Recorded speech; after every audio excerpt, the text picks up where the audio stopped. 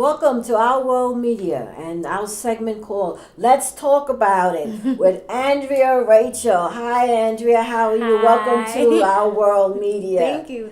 I'm excited to be here. I've been looking over your bio, and it's very, very interesting.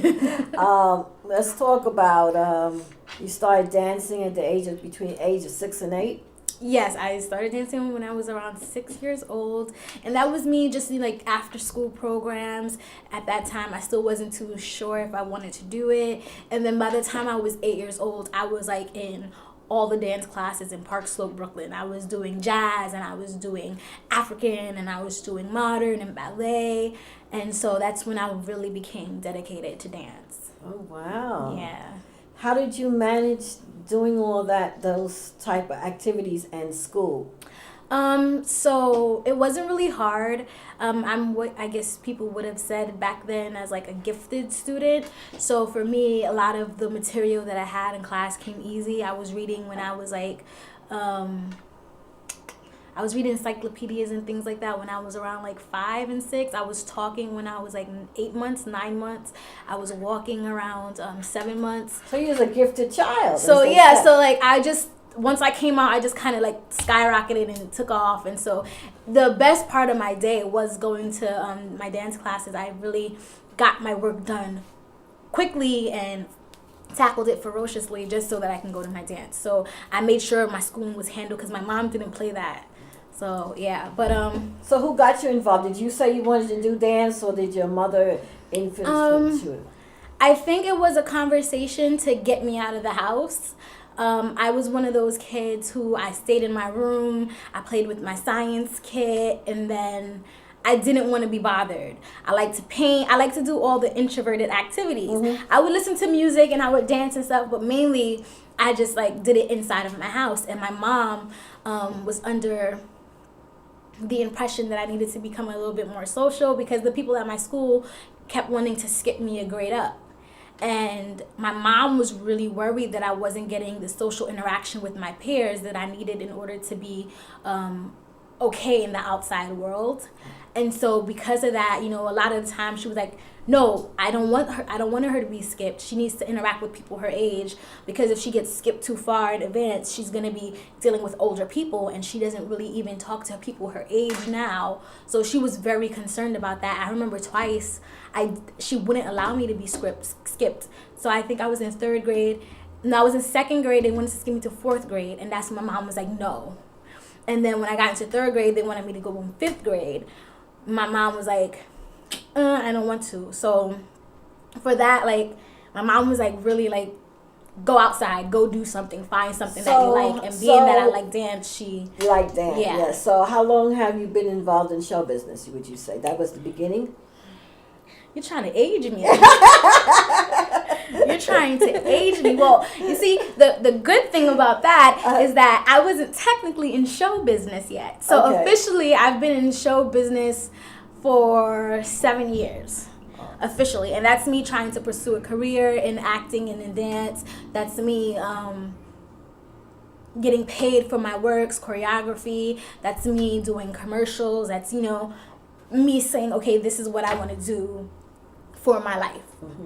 And before that, it was just something that I was always told and taught was a hobby. My family's Caribbean, so they didn't really take it seriously. It wasn't a viable career. It was like, go to school, become a doctor, become a nurse, become an engineer, do something sound. Don't do entertainment. Like, you don't go to school for entertainment, so don't go to school for entertainment. And I kind of lived in that mentality for a long time. It took me years to realize, I can actually make a living off of this. I can actually do this as a viable career. So have you made a living off of it? Let's talk about this now. Let's be honest. So being honest, yes. It took a long time for me to make a living off of it. I did a lot of odd gigs in order to sustain myself, in order to have money for food or for a Metro card or for a taxi or a party or for new shoes or for a hairdo or to get my nails done. I did a ton of different things. I also did internships. I've done WPLJ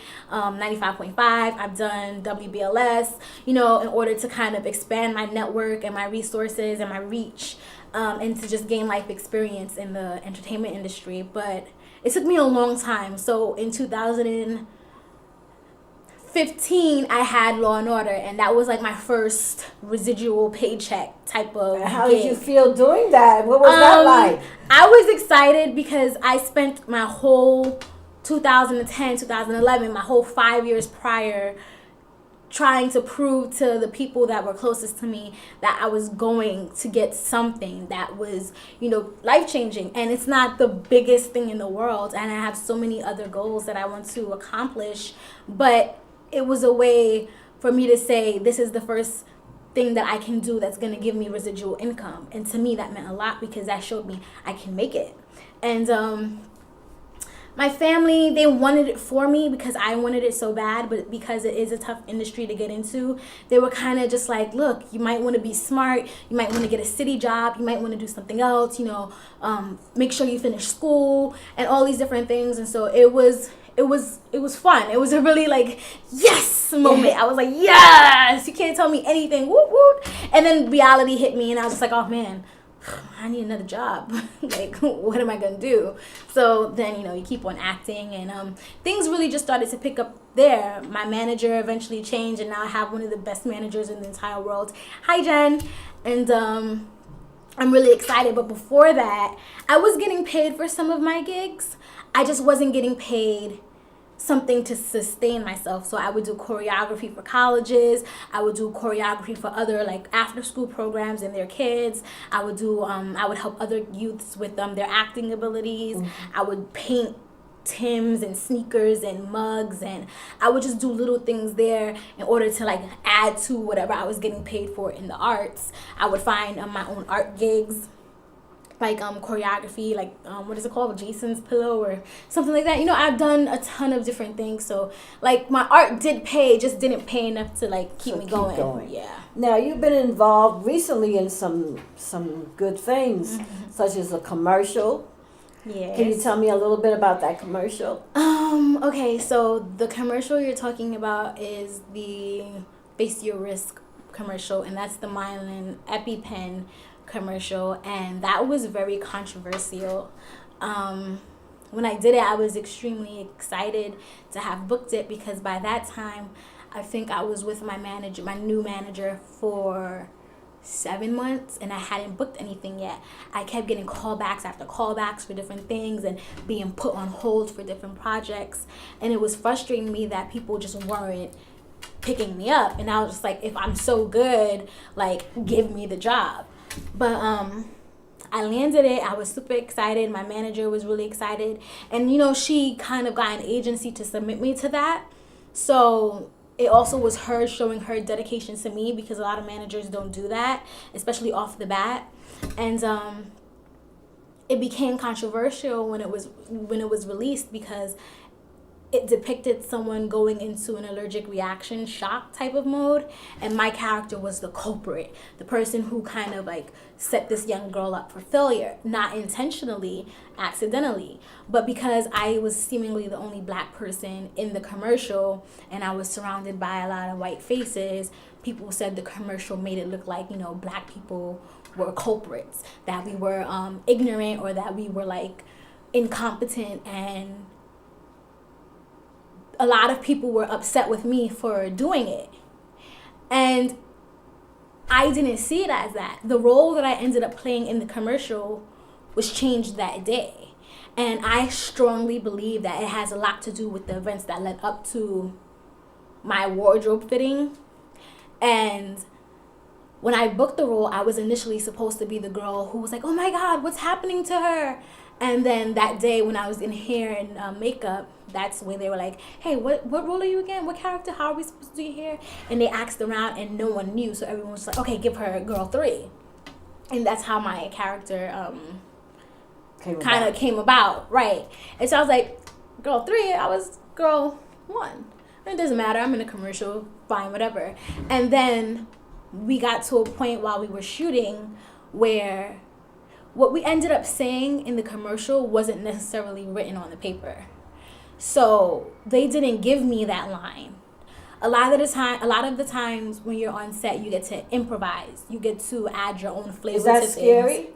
No, I love I love improvisation.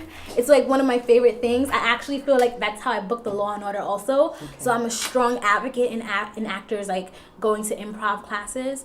But yeah, so once we were done saying the actual lines and doing what we were supposed to do, you know, they gave us free range. And they said, okay, we want to hear what you would normally say. How would you say this? You know, all this different thing. So then we started riffing off of one another. And at that time, you know, I was like, I'm sorry. Oh my God, I didn't know. Like, I was just saying things. And so the line that they ended up keeping was the, oh my God, I'm sorry, I didn't know. And it's the I didn't know line that made people feel like the black character came off incompetent. But it was just something that was riffing at the time. Okay. You know, like in the actual line they gave me, it said, oh my God, I forgot. And you know, like, it was just something that like, you play off of what they give, but then you also add what would you naturally do or say as a human being in the situation. My character that I played was like 16, 15 years old. So she's young, and this is like her first time, like, you know, hosting a party. She's probably doing it without her parents' permission. You know, a lot of feelings are going on. So long story short, it just came with a lot of backlash, and no one really knew the inside scope of how things came about. Like, the director was super cool. The director, like, gave us like a lot of like room to play, and everyone was really really sensitive to everything going on. And you know, yeah, I was one of the only black faces in the actual commercial. So how do you feel about that? I mean, on one end, you know, we say, oh my God, there's only one black woman in the commercial. You make her look like the villain. But then on the other end, you say, if there's no black woman in the commercial at all, we're upset about that. So do you want to not be in the commercial at all? Do you want to not become represented at all? Do you not want to have your voice, your face there at all to represent that you even exist? Mm-hmm. Or do you want to exist and then just have to look like the bad guy? Which we're almost always looked at the same time. So I get why the anger was there. But this time, me looking like the bad guy wasn't necessarily the plan and the plot and the intention of this director. Okay. Or of this casting company. You know, like when I auditioned for the girl who was like, oh my God, like what happened to her? And that's how I booked my role. So when they casted me, I wasn't a villain. This wasn't always the intention. It was just people being late, a lot of things having to get tied up. And it was just like, okay, make a decision. Where are you going to fit? Do this. And that was that. And so like, I'm excited about it because it's one of the things where everyone saw it at one time, and even though they had a ton of emotion, it started a really great conversation. And so it's very real because I've seen it. Yeah. And I remember like, oh my goodness, is this what really happens to a person when they get sick and you know. And I've had several cases where I've had an allergic reaction, maybe not to like a brownie or something, like to food, but you know, just having an allergic reaction to like dirt or dust, and like my whole eye like starts to itch, and then I'm scratching it and it swells up. And so for me, it was very realistic, and people saw it, and no matter what the reaction was, it made them want to speak, it made them want to talk, and I'm always an advocate for conversation. So I was like, okay, I'll be the bad guy. That's fine. You know, like, yeah. So. Tell me a little bit about something that's coming up with you, Power. Oh, yeah, so... let me hear about this now. No. Okay, so I don't have much to say because I'm not supposed to say much. But I know you don't. It's really an exciting time for me to just be a part of a phenomenal cast. I was a fan before I was, like, even thinking about being a part of the show. And me being such a big fan and being in the acting world, that's what made me want to be a part of the show. And like, I would just talk about it all the time. Like, I'm going to be on the show. I'm going to be on the show. So the fact that it came into fruition was just something that I was just like, oh, you know, speaking things into the atmosphere really works. Yay, oh my God. But everyone is super cool. Everyone really welcomes me. I have a few, episodes in the season, so I'm a recurring character. When does it start up again? So it's going to return June 25th. Oh, great! So it's coming right up. I love that show. Oh my goodness. Yeah, so everyone's really excited. I tell people, you know, if you haven't gotten into the show, this is the time to really get into it, so you can be invested into the characters, because it's gonna turn up like 18 notches, and that's not me saying it because I'm on the show. Mm-hmm. Like, I literally I'm like, oh my, now that I know what's going to happen, I'm like, oh my God, as a fan, I'm like stoked. Like, I want to see the whole thing, like myself, like at home watching it on my Stars account. You know what I mean? Like that's how. Well, how do you think you're gonna feel when you actually see yourself? You know, you're looking at yourself and looking at the work that you have done. There's one particular scene that I'm nervous about that I haven't gotten a chance to see. So I think I'm gonna probably lose my SHIT when I see it. Fortunately, I had to do ADR, so I did get to see some of the other scenes, and I was nervous seeing the other scenes, but overall it looks really good. So like, I'm just excited now. Like right now I'm just like, woo, let's go. I'm ready. I'm just ready. I don't know what people are gonna say or think or how they're gonna feel about it, but I'm ready for it all. I'm ready. I'm like, yeah. Oh, I can't wait to see you. I can't wait. Tell me also, you're in you had a short film, Ugly? Yeah, so tell me Ugly, a little bit about Ugly. Yeah, so Ugly we did in 2015. That's on HBO now, HBO Go, on demand, all that stuff. So you can check it out. But we did that in 2015, and then started doing the film festival circuit in 2016. And from there, it just kind of, it's been taking off. I'm not sure if we all knew that it would take off the way that it has. But I think we're all really like enthused that it did, because I'm really connected to the story. The story is about a boy from Newark, Jersey, Devin Moyd, who plays the character D, and he is someone who is trying to fit himself into a society he doesn't necessarily belong in, and you see him make all these character adjustments just to be cool or to be down or to be popular, and essentially you see him losing his way and trying to keep hold of it. And in the mix of that, he's really into this young lady, which is my character, Kay. And the flip side is that they can become stepsisters and brothers. So he's kind of ignoring the fact that, you know, their parents are dating, and he's still trying to, you know, he's still vying for her attention. And she's like, bro, what are you doing? I'm, you know, like, but you just see all these different facets of society that makes people ugly, and that's why the short film is called Ugly, because in so many different ways you see people just putting their worst foot forward, not even realizing it, and just like kind of having it be something that's really habitual. And so we did the film festival circuit that went to ABFF, and because it went to ABFF, it's kind of just taken off from there, and we've won like 6 awards now. I've won a Sophie's Award, which is the short film awards, in December of 2016, so that was super cool. Shout out to Cyndi. And yeah, I'm excited for it. I think he's gonna try to shoot for a feature for it, and I know that they have other works in the process of, you know, pushing out onto other platforms, because Ugly had did so good. But I know that their main goal right now is just to get the feature out. I'm going to ask you, in your spare time, what do you do? Do you have spare time? I try not to have spare time.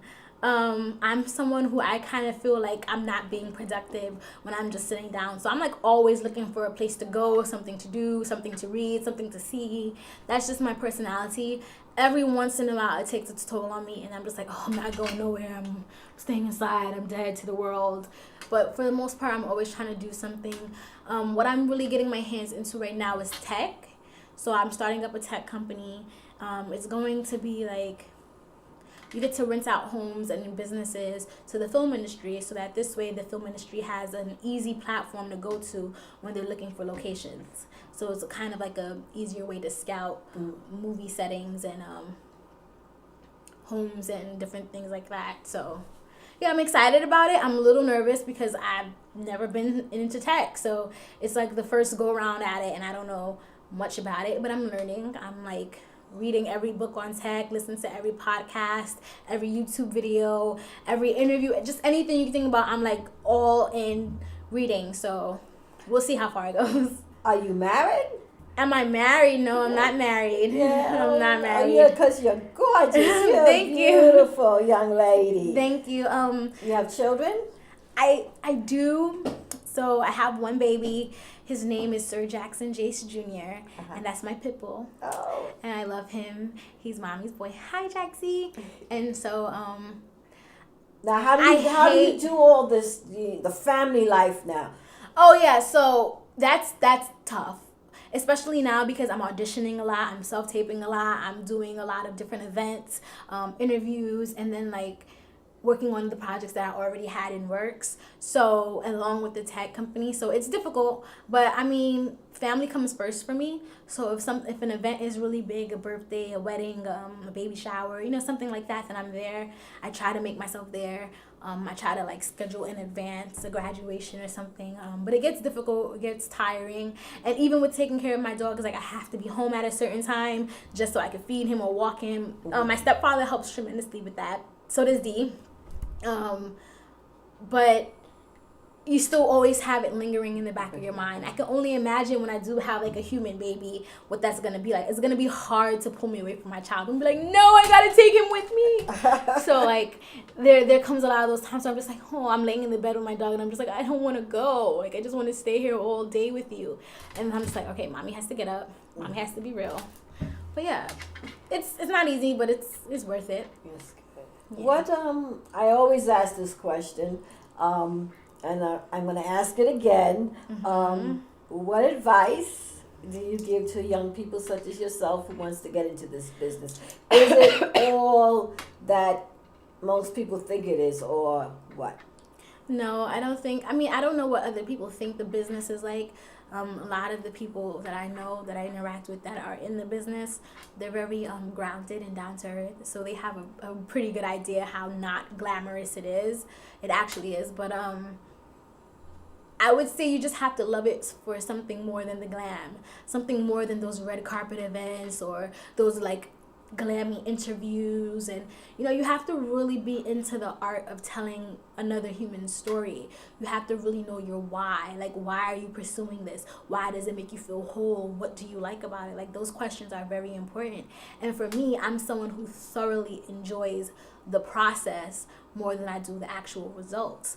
I get anxiety like when I have to go watch a film for the first time and other people are there, like that's not the very fun part for me. For me, I enjoy getting a script and analyzing the characters and breaking down the setting and just imagining. And I think that goes back to me being a child who read at such a young age. Like I can just get lost in a book. I can get lost in the pages. I create all these things in my mind.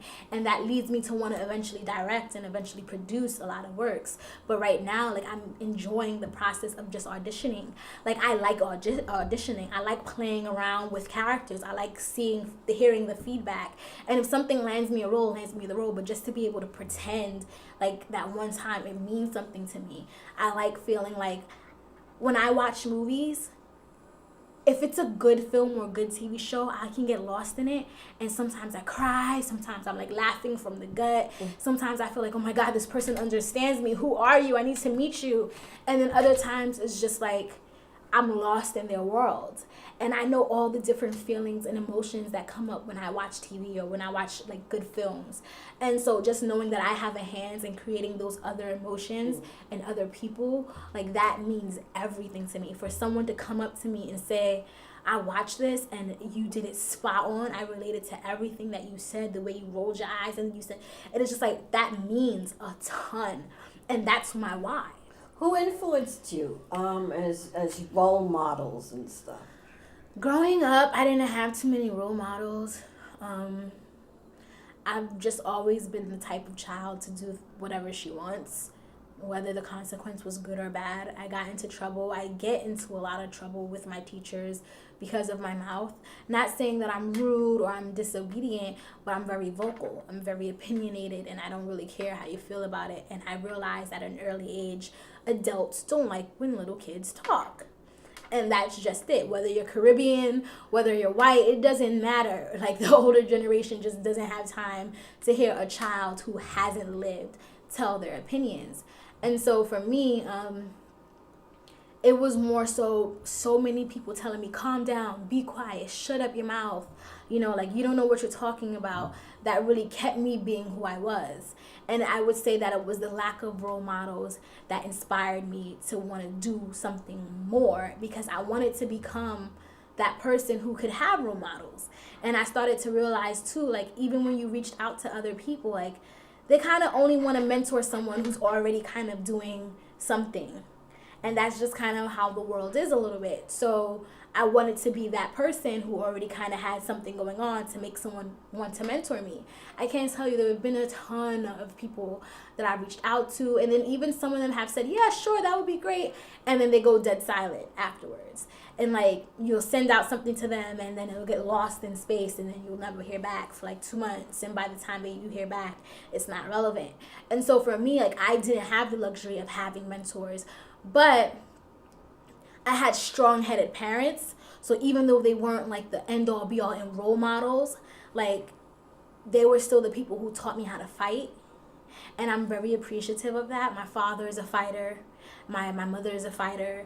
They've been through a lot, like, separately and then together. They aren't together anymore, but, you know, just seeing how they fight, when they fight, you know, what makes them fight, and the different ways you can fight, because not all fights are physical or verbal. You know, like, sometimes you just have to know how to fight with yourself by talking yourself in or out of things. And, you know, like, that's been a tremendous help in just being able to navigate the acting world and the business world and friendships and balancing relationships and stuff like that.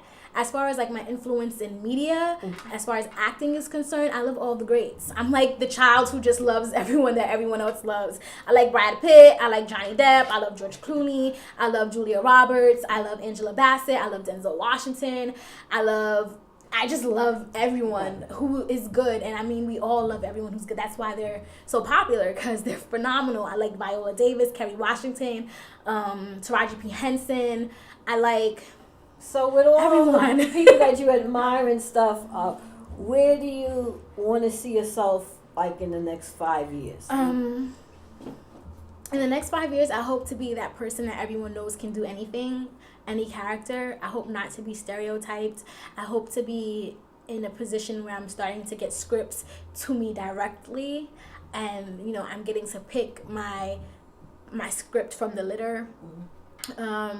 I'm hoping to be someone who's done a ton of films underneath my belt, and to have a gateway or a path into the producing and the directing world, so I can do my own work, so that I can help my friends produce their work, so that, you know, I can really get stories that I haven't seen on screen.